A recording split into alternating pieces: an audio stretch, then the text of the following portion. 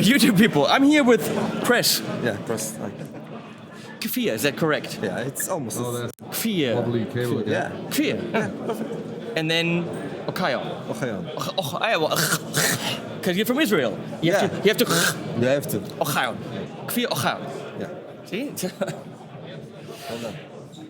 Where were we again? You do YouTube videos, correct? Yeah, Where you YouTube, play really Reverb, pretty and you actually have really awesome tone and you know how to do it. No, thank you. See, I just pretend you do. You pretend I do.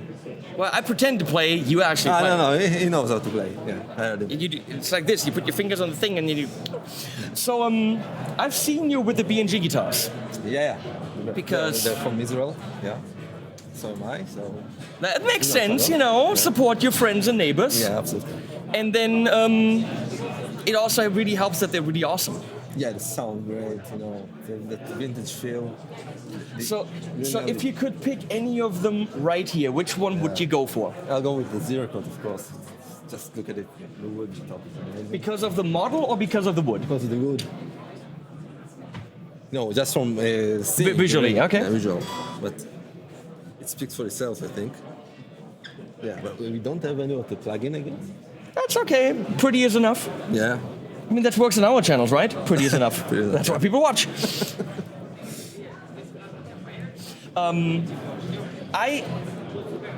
I love the approach of these guitars. I love the small body, the hollow body, and the really no bullshit kind of this is a vintage approach. I gotta say, on this with this top, the gold is a bit much. Yeah, no, it's a matter of taste, but. Of course, think I it's have right. some, you don't. Don't be mad, we're friends. Friends, it's okay. If I could pick, if this was like my custom thing, I would want to really focus on this is really beautiful wood, and I would probably go with like a silvery, nickel-y kind of thing. I love the flame maple binding. I'm not a binding fan at all unless it's real wood. I don't like the plastic bindings. Yeah, so am I. But unless you get the color right, then it looks good. And with the right aging. This is really, really pretty. The knobs looks great also. All the small details, I think they nailed it. And this is also wooden bind? Is this? No. Yeah. You see the grain here? It's wood. What the? How? People, look at this. You want an explanation? How do you do this? Oh, this is ultra light, by the way. How do you? It's a solid maple top, and it's countersunk, and then the Zirico at the top is glued onto it. So there's a slight, in root. So it's actually a maple top. So this is what I'm looking at right here is the top. Is the solid top maple top, and then the Zirico foil is glued onto it. It's crazy. How thick is the zero coat? Yeah, this is Zirico. Yeah, but how- Zirico is like 1 millimeter. So it's a Siricote veneer on a maple top. It's almost a veneer. It's slightly thicker than what you could an aesthetic veneer. Is that how do you get that precision? Is that CNC'd? No, it's not CNC. It's So you have It is some. a hand- Who's the poor guy who has to do that? Actually, a manual CNC. it's a manual CNC. Wow. Yeah. I visited the factory and everything is done by hand. Just to get that look. And I'm looking at this mahogany right here. That flame, that wave in the mahogany. Can you capture that, Robin? By the way, Robin is behind the camera now because Dave gave up. Yeah, he couldn't stand. Just Dave couldn't handle all this glory anymore. And now I got to look at Robin in the horrible Gear Street sweater, which is just like, why is he wearing this? So no, this is it's gorgeous. It's also not inexpensive, but it's gorgeous. There's one thing that's very important to the overall B&G sound, which is the trapeze tailpiece, which is very thin. Floaty. It's floating and it's resonating. It's almost like having an onboard reverb, so that the wetness. That's why it's so open. They do sound very open and big. And that's one of the key. B&G stands for big and great. Big and great. That's the sound. It's big and great. See? Advertising. So what else do we have? Their acoustic line is amazing also. Yeah, but you really have to know how to play when you play acoustic. So that really rules me out for like the acoustic guy. I can say it on any guitar, but it's the same acoustic. This is extreme. It feels like an extremely small body on this. Or is this? It's the same, just cut away. It looks smaller. Why?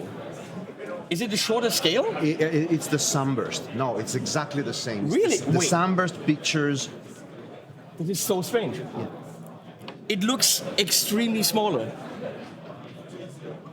I just said that on Maybach guitars, who also now started to do this kind of design. This headstock is very classic, very traditional. I would probably freak out changing strings on it, because I like locking tuners. I like going click, done. When I have to change strings on nylon guitars, I yell a lot. So realistically, how difficult is it to change strings here?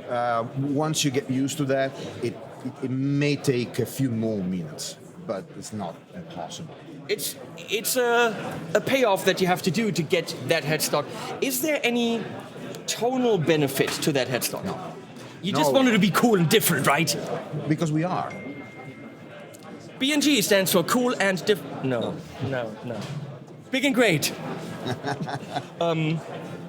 This is, as your reference, this is the Crossroads line. So this is not hand built. As you say that, I just read Made in China.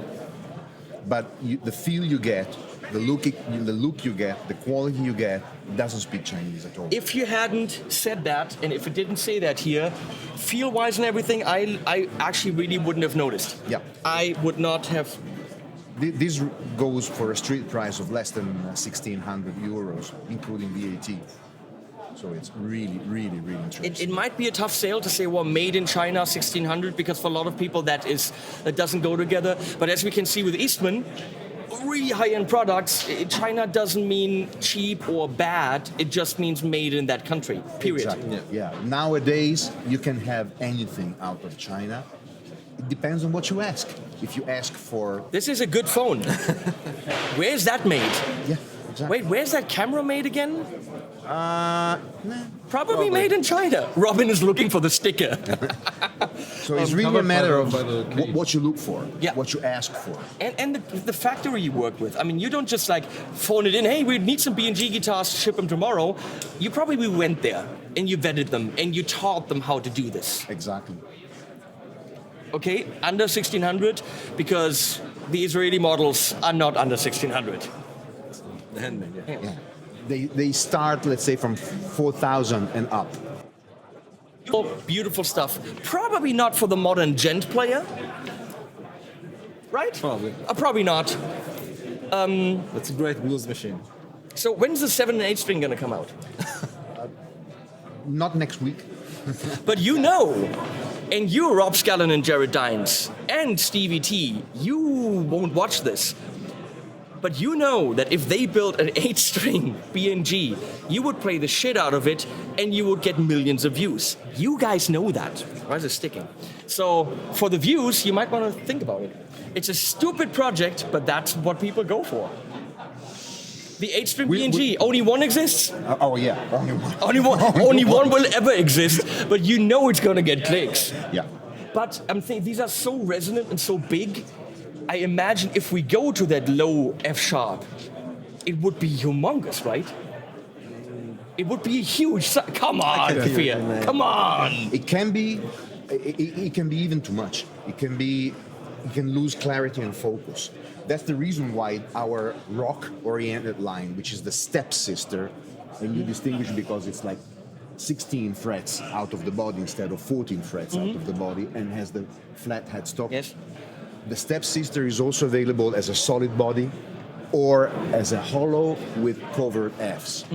For people who plays high gain, high volume, Joe Walsh plays a solid body because he has a certain need in terms of gain and volume on stage, and the entire hollow was a little bit out of control. With a hollow body, I'm thinking cleans, I'm thinking overdrive. Yeah. As soon as you go high gainy, you're losing in the sound itself. It's You're more losing focus. it's more compressed, and it's that openness is what makes these beautiful. So if you don't need the openness anyway, then let's make them solid body. Yeah, makes a total sense. But actually on semi-hollow, you get really interesting tones when using high gain pedals, which I tried. It sounds really good. Okay. Really good overtones and feedback, which can't normally get from a regular guitar. Yeah, because it feels like out of these guitars, the tones just jump out, and then it probably moves over quickly into kind of a feedbacky harmonic thing. Yeah, there's a very definitive point where you are in a sweet spot where the guitar almost plays by itself. If you let it go, it resonates, it crashes into harmonic feedback, but it's not out of control, so you can manage. The thing is, a good guitar is a good guitar. It was funny, a couple of weeks ago, I got mail, and it was new Mac model Heartbreaker with humbuckers, 103 right now. And yes, people would think that's clean, that's overdrive, that's blues. I mean, it's like an 8,000 euro Mac model. And I turned on the ref on the purple channel, talking about the most aggressive high gain amp out there, went to the bridge, and everyone in the room, Jay Leonard Jay, everyone's like, they lost their shit because that's one of the biggest metal guitars out there. Because it is the guitar's round, the guitar's fat, it's got a humbucker. It's a metal beast, and you would never think because of the brand and all this. A good guitar is a good guitar. Yeah, when the wood resonance as it should, it will sound amazing on every. Yes. So don't underestimate what these things can do just because of the look and the hollow body. Get your hands on them, and then sell your kids into slavery because you're gonna have to. I mean, you know, this is a small car right there, but I'd rather have that than a small car. I'd rather have a big car and a B&G, actually, to be honest. You can't follow me anymore. Thanks for being in this. It was a silly video as always. And thanks, Robin, for holding my big stick. It's called a monopod. And animals at the end.